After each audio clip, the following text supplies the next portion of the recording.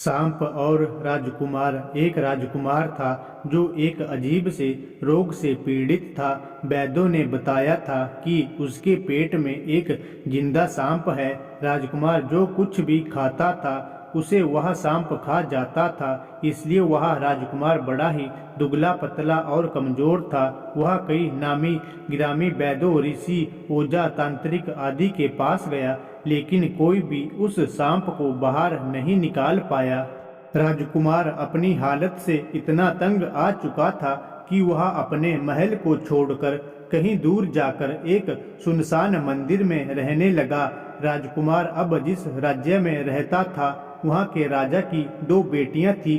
छोटी बेटी स्वच्छंद ख्यालों की थी और हमेशा ही समाज की कुरीतियों के खिलाफ बोलती थी। एक दिन राजा अपनी छोटी बेटी से बहुत गुस्सा हुआ और उसने आदेश दिया कि उसकी शादी सबसे निर्धन व्यक्ति से करा दी जाए।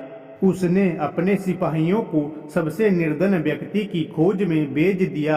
सिपाही जब सबसे निर्धन व्यक्ति को खोज रहे थे तो उनकी नजर उस राजकुमार पर पड़ी। इस तरह से उस राजकुमारी का विवाह उस राजकुमार से हो गया। लेकिन राजकुमारी बहुत हिम्मत वाली थी।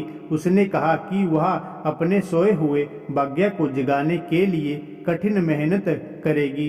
इसके बाद दोनों एक नई जिंदगी शुरू करने के लिए कहीं दूर चले गए। वे एक गांव में मजदूरी करने लगे।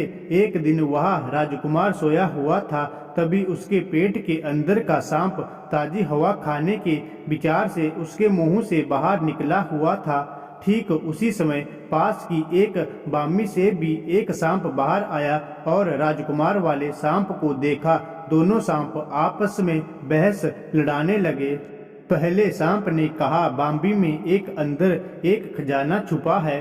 कोई यदि बाम्बी के गर्म तेल डाल दे तो वह सांप मर सकता है। इसके बाद आसानी से खजाना को प्राप्त किया जा सकता है। दूसरे सांप ने कहा, राजकुमार यदि सरसों के गुड़ में पकाकर खाएं तो उसे हमेशा के लिए सांप से छुटकारा मिल सकता है। राजकुमारी उन दोनों की बातें सुन रही थी। उसने सरसों को गुड़ में पकाया और राजकुमार को खिला दिया।